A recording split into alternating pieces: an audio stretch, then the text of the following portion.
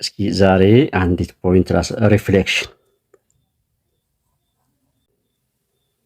ኢን ዘ ላይን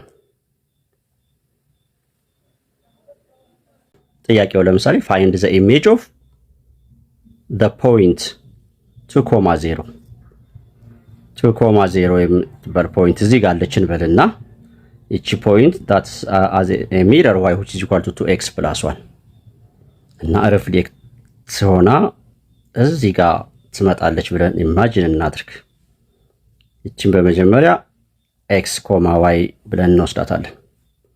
እዚህ ጋር እኛ የምንፈልጋት x ፕራይም, y ፕራይም ብትሆን ብለን እንወስዳለን። እንግዲህ የመጀመሪያው ስራ ሊሆን የሚችለው ምንድነው? ስሎፕ የዚህን ላይን ስሎፕ መፈለግ ይሆናል። ኢማጂን አድርጉ አንድ መስታወት ላይ ቆማችሁ ፐርፔንዲኩላርሊ የእናንተ ኢሜጅ እና ኢማጂነሪ ምስላችሁ ማለት ነው። እና ስለዚህ የዚህን ላይን ኦፍ ኢኩዌሽን ለመስራት ስሎፑን ለመፈለግ የዚህን ስሎፕ መውሰድ ነው።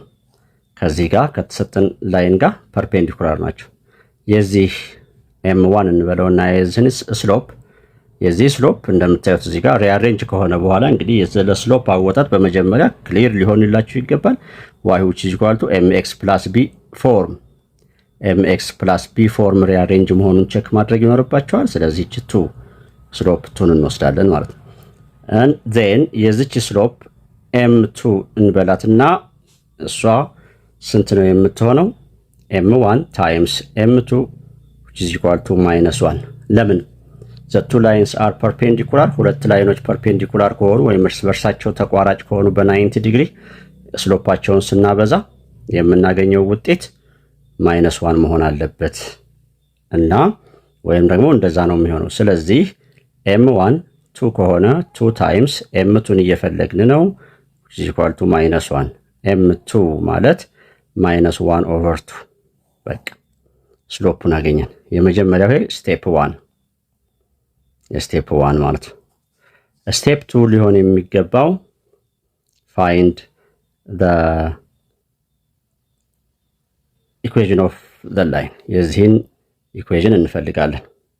mx plus b ፎርም በዚህ ፎርም እንፈልግ። እሺ አሁን በመቀጠል እንግዲህ ሰብስቲቲዩት እናደርጋለን። 2,0 እዚህ ጋር አለን። 2,0 ማለት x እና y ማለት ነው። y ስንት አለን? 0 ስሎፕ ስንት አለን? -1/2 x 2 አለች ፕላስ b ለማግኘት እሺ 0 which is equal to -2 times 1/2 2 by 2 cancel -1 ፕላስ b ሙቭ ስናረጋት 1 which is equal to b የb ዋጋ ተሆነ እና ምን አገኘን ማለት ነው? ከዚህ በኋላ y which is equal to ስሎፕ ስንት ነው?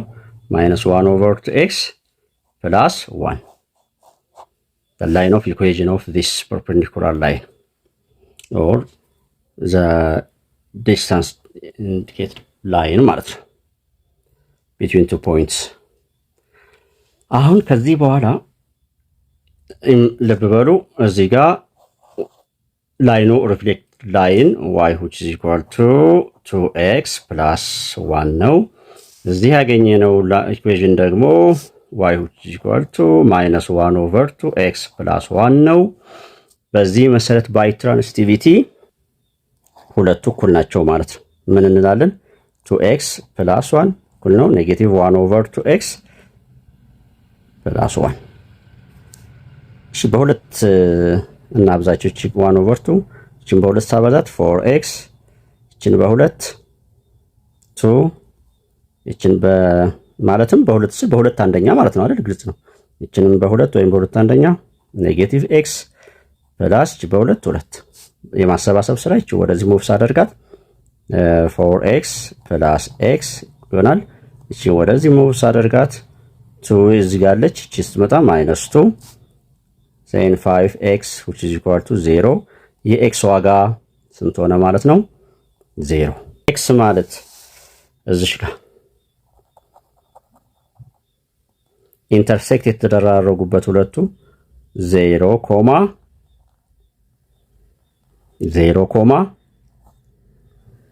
ዋይን እዚህ በኤክስ ቦታ በሰብስቲቱት በማድረግ ወይንም ደግሞ እዚህ ተመሳሳይ ዋጋ ነው የምናገኘው። ሶ 0ን እዚህ ብንት 2 ታይምስ 0 0 + 1 1 0,1 intersecting point 0,1 is the midpoint እንለዋለን ወይም ደግሞ ማለት ነው midpoint እንዴታን በዚች ፖይንት እና በዚች ፖይንት መካከል ያለው ዲስታንስ መስታወት ፊት ለፊት ብንቆም በሁለቱ መካከል ያለው መስታወቱ እንደ ሚድፖይንት አይሆነ ሰው እዚህ ጋር ቆሟል። በመስታወት ውስጥ የምናየው ኢማጂነሪ ኢሜጅ እዚህ ጋር አለ። መስታወቱ ለዚህ ርቀትና ለዚህኛው ርቀት እኩል ስለሆኑ ዲዚ ሚድፖይንትን ካገኘን በቃ ጨረስን። ከዚህ በኋላ አሁን እችን ኤክስ ፕራይም እና ዋይ ፕራይምን ማግኘት ነው። እሺ ሶ እንዴት ነው የምናደርገው? ሚድፖይንት የሆነ ላይን እዚህ ጋር አንድ ምሳሌ ልስጣችሁ። 3,4 የሚባል ፖይንት ቢኖር እዚህ ጋር ደግሞ 5,2 ቢኖረን እዚህ ሚድፖይንቱ ቢሆን የዚህን ሚድፖይንት ምንድነው የምናደርገው? ኤክስ እና ኤክስን እንደምራለን። 3 እና 5 ሲደመሩ 8 ሲካፈል በ2 ኮማ ዋይ እና ዋይን እንደምራለን። 4 እና 2 6 ሲካፈል በ2 6 ሁለተኛ ማለትም 4,3 አሁን ይሄን ያልኩባችሁ ምክንያት አለ።